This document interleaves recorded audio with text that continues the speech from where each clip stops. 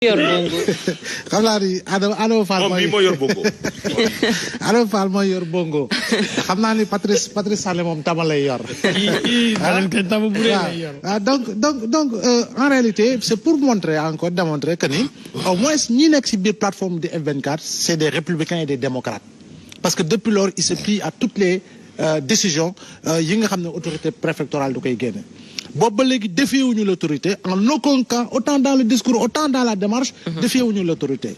et je pense rien que pour ça waroon nañ leen quand même di autoriser seen ay. loolu rek jar na effectivement ñu koy wane di si insister. te encore que candidat yi man fu mu toll nii candidat yi lay gën a waxal parce que tamit fu ñu jëm la incha allah yàlla ñu ko fekk ak jàmm ak tal mais candidat yi tamit war nañu mën a fexe autorité administrative bi. comme nu ngay joxe délai nit ki pour mu dem déposer autorisation ba façon de parler moom itam elle doit avoir autant pour moi l'autorité administrative l'obligation rendre li nga xam génne li nga xam mooy bataaxal bi 3 jours francs ou 5 jours francs laata bésu manifestation bi pour nit yi am temps dem attaquer ko fu ñu ko war a attaquer mais bu ñu xaaree ba ci veille bi wala ñu xaar ba ci jour bi à 12 heures alors que la manifestation est à 13 heures quelque part en réalité dafay am des airs de sabotage defe naa ni loolu moom dafa nekk war a nekk une obligation pour toute autorité administrative 3 jours francs avant la manifestation nga génne bataaxal bi. li topp si loolu nag jàpp naa ni F24 boobu ba léegi nag war nañu mën a autoriser seen marche waaye nag le niveau d'interdiction bu ñu koy wax di insister sur les interdictions bi ngeen di nekk opposition APR nekk opposition PS nekk opposition AFP nekk opposition quand on parlait et on insistait sur le nombre des interdictions c'était lié justement aux manifestations politiques malheureusement chaque jour que Dieu fait ay secteurs yi marche c'est des secteurs d'activité yoo xam ne dafa concerner un secteur professionnel. Oui. Alors que quand on parle de politique comme ni ñu koy pratiquer fii au Sénégal avec les partis politiques. En réalité organisation privée la yoo xam ne en réalité l'intérêt est collectif. à telle enseigne que collectivement bu ñu wootee. c'est les Sénégalais de toutes couches et de toutes souches et de tout secteur professionnel. ñu leen di wuy si. kon boog différence bi foofu ñu teg ko foofu. D'accord léegi nag. bu ñu ñëwee as defe naa ni tamit fii moom expérience moom ëppale ko fii Khalifa Sall jamono yi barewul waaw kooku moom il faut ñu nangu ko si ñi nga xam ñi ngi si langue politique bi jamono ji dëgg la na am Idrissa Seck nekk na candidat en 2012 2007 2012 wëlbatiku nekk candidat en 2019 mais nit kookee itam defe naa ni c'est un acteur politique nekkoon si biir parti socialiste bu yoroon l'appareil mu dugg si langue politique étant très jeune nekk na secrétaire national à la vie politique du parti socialiste pendant autant d'années il a été ministre et député ba muy nekk candidat avec tous les déboires nekk maire de Dakar avec tous les déboires yu mu dund ba jamono ji mu war a mu acheminé wu pour nekk candidat donc expérience tamit politique il faut comme ñu nangul nit kooku donte ne Idrissa Seck tamit très jeune depuis 88 à peu près si je ne me trompe. Mais il y a l'expérience politique sur ce point mais également il y a l'expérience électorale ça veut dire. Non l'expérience électorale par rapport à. non je dis l'expérience électorale présenté wu ci élection présidentielle nangul dëggoo du ma teggi Idrissa Seck expérience électorale am au côté du président Abdoulaye Wade d'abord ensuite lui en sa qualité de candidat wax naa la nekk na candidat en 2007 2019 mais dama ne itam kii nga xam ne moo di Khalifa Babacar Sall itamit il faut ñu nangul ni ko wala Adama sama jum que ni expérience bu mu engrangé voilà il faut tam ñu koy fàttali ni il fait partie aujourd'hui des dinosaures entre guillemets politiques yoo nga xam ne en matière d'expérience électorale parce que moom tamit bu ñu fàttali il avait réussi le cap du parrainage en 2019 laata ñu koy dingi si li nga xam ne candidature am si conseil constitutionnel donc ñoom ñoo voilà donc loolu il faut ñu koy fàttali maintenant je crois bien que pour le parrainage principalement tey jii nii fichier bi yaa ngi koy laaj Adama si je ne me trompe en attendant les chiffres officiels bu ñu moytul daañu yegg à peu près à 7 400 000 c'est ça voilà c'est 7 400 000 en attendant les chiffres officiels maintenant gonflement fichier boobu écoute 0,6% au minimum 0,8% au maximum faut ñu xool ko prorata également du nombre d'électeurs inscrits sur le fichier globalement c'est 59 000 voilà fa laay waxee donc loolu tam il faut ñu moins de 60 000 donc dafa wàññeeku voilà mais quoi qu'il en soit je pense que la méthode brésilienne aurait été une bonne méthode au Sénégal parce que au Brésil am na parrainage mais tey nii da ngay dugal Ibrahima Pouye fekk mu parrainé Joseph Salou effectivement machine da koy wax ni ko parrainé na ba pare du am problème mu doublon au niveau des vérifications fii nga xam ne mooy si cappaandaw ga defe naa nag bu ñuy def ay réformes par rapport ak lu ñu dund si parrainage bi. Au sortir de l'élection présidentielle, les observateurs de l'Union européenne am na lu ñu defoon comme proposition. Les observateurs également qui étaient venus de la CEDEAO am na lu ñu defoon comme proposition. laata li nga xam ne mooy maître Abdoulaye Tine na mu attaqué woon décision bi au niveau de la Cour de justice de la CEDEAO. ba itam la Sénat la commission électorale nationale autonome si rapport bu mu génne wax na itam si li nga xam moo di parrainage bi donc on aurait pu aller plus loin en termes de réformes liées au parrainage defe naa ne loolu il faut quand même ñu fàttali ko te doon na baax itam ñu fexe ba nga xam ne candidat yi nga xam ne on les connaît xam ne lañ ràññee leen ñoo xam ne yaakaar nañu nii war ñoo mën a bokk parce que en réalité ce sont des candidats qui suscitent l'espoir ñoom tamit ñu au moins il y aura 8 candidats ñu ñuy dajaloo pour véritablement défendre en commun leurs intérêts par rapport au parrainage parce que ñoom ils seront obligés dem wuti parrainage citoyen étant donné qu'ils n'ont pas le nombre de députés requis ou le nombre de maires requis parce qu'il faudra 120 maires et 13 députés par rapport au parrainage optionnel pour mën a dem si élection yi maintenant bu ñu ñëwee si candidat yi su dee nene au sein de Benno très rapidement je pense que tey jii nii ñëpp xam nañu ñan ñoo di candidat yeneen coalition yu fi ne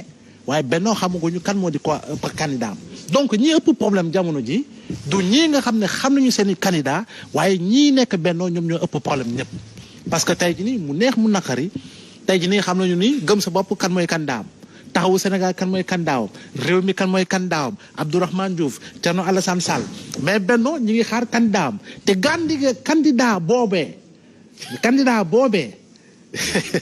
te mi ngi may retalloo sax candidat boobee dina jur yeneen i candidat forcément dina jur yeneen i candidats qui vont sortir des flancs de l'APR d'une part mais également des flancs de la coalition Benno Bokk Yaakaar d'autre part parce que biir APR parce que moom wax na ko am na ñoo xam ne du ñu ànd on le sait pertinemment la crise de leadership et les guerres intestines sont légion au niveau de l'APR tey jii Abdoulaye Daouda Diallo bu bokkul si gouvernement bi te ñu jàppoon ni c'était un bon ministre des Finances mais c'est parce que il a été nommé premier ministre un de ses principaux rivaux si biir APR te biir APR ñoom seen bopp ñu naan nous sommes les membres fondateurs de l'APR wax nañ ko pour nekk suñu candidat faw nga gagner bureau de vote.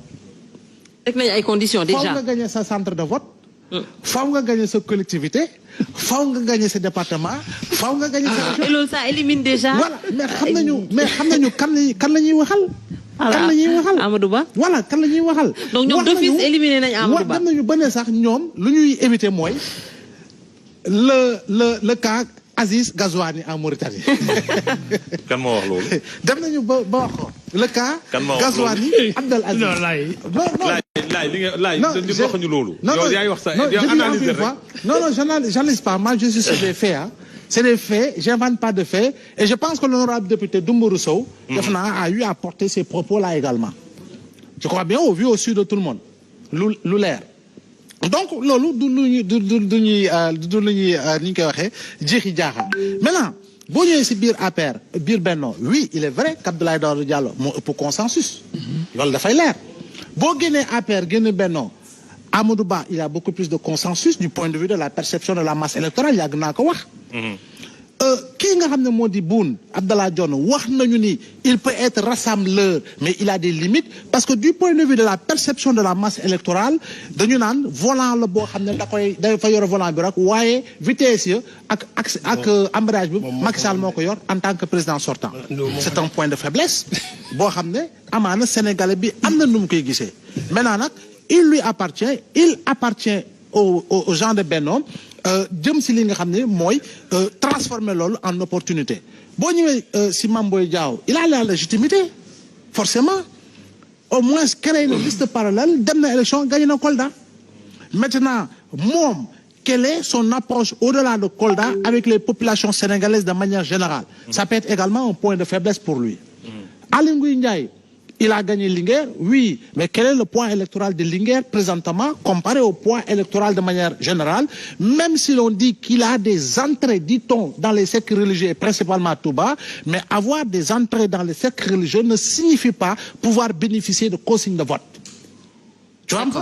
Donc, l'autre situation bi, et quel que soit le choix, et quel que puisse être le choix, il faut savoir une chose, et qui est essentielle. Quoi? Depuis 2012, jusqu'à sa déclaration solennelle à la nation, il n'y avait qu'une seule constante. Et la seule constante, c'était le président Macky Sall. Au soir de sa déclaration, la constante a été transformée en une variable. Aujourd'hui, la constante est devenue une variable.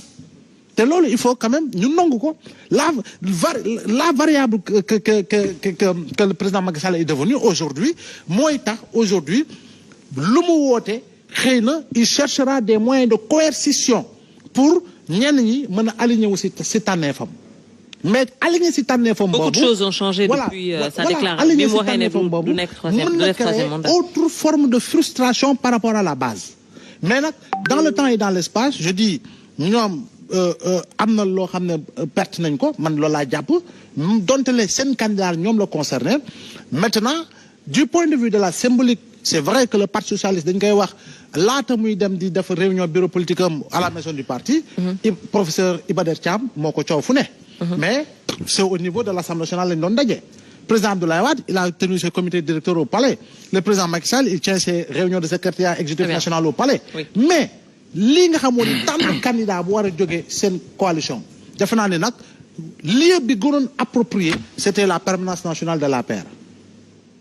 Du point de vue de la symbolique xawma nak am nga xawma ndax percevoir ngeen fi may bëgg waxé, mais boudé bir palais lañu tok wara défé fofu sen tanef amna leneen lu muy symboliser que buñ ko defoon fi nga xamné modi permanence nationale ba, parce que permanence nationale ba c'était pour moi l'environnement adéquat pour véritablement ñom ñu dajé fa pour mëna génné bu dé suba la ñuy génné tour wi ñu daldi génné tour wi xeyna après ñom Adama ngeen di xol ndax dina am laax ak galax. Oui, à quoi on peut s'attendre aujourd'hui, toujours ci perspective ak enjeu 2024 bi ñi def. Bon man li may jëk wax rek moy 2024 mom fi mu ne ni kenn mënut a wax ne diw mooy nekk président au Sénégal. Oui.